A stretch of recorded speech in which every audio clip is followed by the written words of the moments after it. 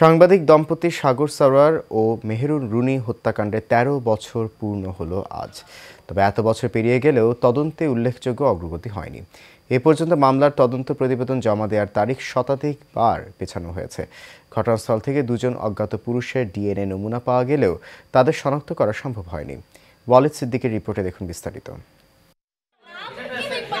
২০১২ সালের ১১ ফেব্রুয়ারি রাজধানীর পশ্চিম রাজাবাজারের নিজ বাসায় নির্মমভাবে খুন হন সাংবাদিক দম্পতি সাগর সারোয়ার ও মেহরিন রুমি। হত্যাকাণ্ডের পর তৎকালীন সরকারের স্বরাষ্ট্রমন্ত্রী দ্রুত রহস্য উদ্ঘাটনের এবং খুনিদের বিচারের মুখোমুখি করার আশ্বাস দিয়েছিলেন। প্রথমে শেরেবাংলা নগর থানায় পুলিশ, পরে ডিবি ২ মাস এবং সর্বশেষ ২০১২ সালের এপ্রিল মাসে র্যাব প্রায় ১২.৫ বছর তদন্ত করেও রহস্য উদ্ঘাটন করতে পারেনি।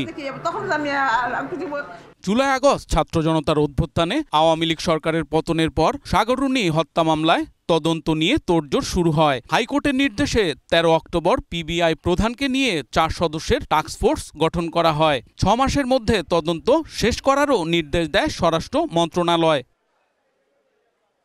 তদন্ত প্রতিবেদন জমা দেওয়ার তারিখ শতাধিকবার পেছানো এবং তদন্তের নামে কালক্ষেপণ করে ন্যায় বিচার ব্যাহত করেছে আইন শৃঙ্খলা বাহিনী। এই তদন্তের নামে সময় ক্ষেপণ করাও কিন্তু আসলে এক ধরনের আইন বহির্ভূত কাজ।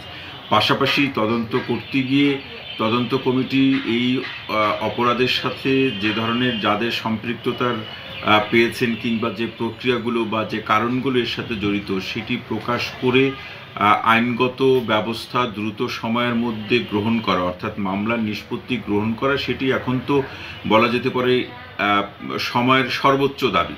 এখন এই দাবি পূরণ করতে গিয়ে যত সময়ক্ষেপণ হবে, তদন্তের নামে যত ধরনের এই এক এজেন্সি থেকে আর এক এজেন্সির কাছে তদন্ত কার্যক্রম হস্তান্তর হবে, সাধারণ মানুষের মধ্যে কিন্তু ততই বেশি প্রশ্ন জাগবে।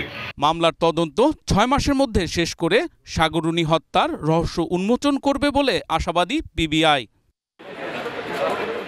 Walid Siddiqui, Asian television, Dhaka.